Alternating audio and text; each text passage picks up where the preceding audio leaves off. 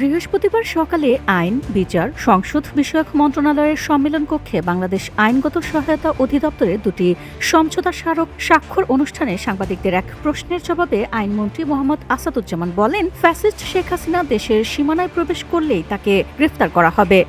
একজন ফাঁসির আসামি হলেও সে যদি বাংলাদেশের নাগরিক হয়, বাংলাদেশের আইনের প্রতি শ্রদ্ধা দেখিয়ে বাংলাদেশে এসে সারেন্ডার করতে চায়, সেখানে হয়তো তার সারেন্ডারের আগেই অ্যারেস্ট হবে। সাবেক প্রধানমন্ত্রীর সাম্প্রতিক এক সাক্ষাৎকারে দেশে ফেরার সম্ভাব্য ঘোষণার প্রসঙ্গ তুলে তার প্রত্যাবর্তন হলে আইনি প্রক্রিয়া কি হবে এমন প্রশ্নের জবাবে আইনমন্ত্রী বলেন, পররাষ্ট্র মন্ত্রণালয় প্রত্যাবর্তনের চেষ্টা করছে কিনা সে বিষয়ে সরকার প্রয়োজনীয় পদক্ষেপ নিচ্ছে। আইনমন্ত্রী আরও বলেন, তিনি কিভাবে আসবেন সেটা তার বিষয়, কিন্তু আমাদের এখতিয়ারের মধ্যে প্রবেশ করলে আইন আমাকে যে ক্ষমতা দিয়েছে সেই ক্ষমতাই প্রয়োগ করা হবে। আইন তার নিজস্ব গতিতে চলবে। আমার চৌহদ্দির মধ্যে যখন ঢুকবেন, সেই চৌহদ্দিতে ঢুকলে আইন যেটা আমাকে ক্ষমতা দিচ্ছে, আমি আইনের প্রয়োগটা করব।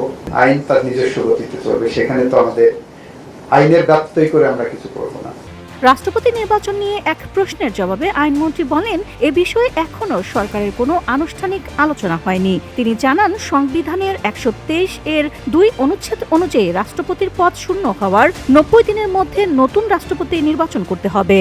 রাষ্ট্রপতি যেদিন পদত্যাগ করবেন তার থেকে ৯০ দিনের মধ্যে পরবর্তী রাষ্ট্রপতি নির্বাচন করতে হবে। সংসদে পরবর্তী অধিবেশনের সংবিধান অনুযায়ী নির্ধারিত সময়ের মধ্যেই অনুষ্ঠিত হবে। তাই আপাতত রাষ্ট্রপতি নির্বাচন উপলক্ষে বিশেষ অধিবেশন আহ্বানের প্রয়োজনীয়তা সরকার দেখছেন না। তবে প্রয়োজনে সরকার বিশেষ অধিবেশন ডাকতে পারে বলেও জানান তিনি।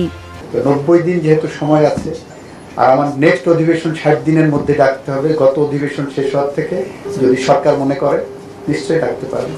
মানবাধিকার নিয়ে আন্তর্জাতিক পর্যবেক্ষণ সংস্থা হিউম্যান রাইটস ওয়াচের সাম্প্রতিক এক প্রতিবেদন প্রসঙ্গে আইনমন্ত্রী বলেন, কোনো অভিযোগ বা পর্যবেক্ষণ এলে সরকার তা উপেক্ষা করবে না। তারা যদি কোনো পর্যবেক্ষণ বা অভিযোগ করে থাকে তাহলে আমাদের দায়িত্ব সেটি আমলে নিয়ে যাচাই বাছাই করা। আমরা বিষয়টি গুরুত্বের সঙ্গে বিবেচনা করব এবং প্রয়োজনীয় দিকগুলো খতিয়ে দেখব।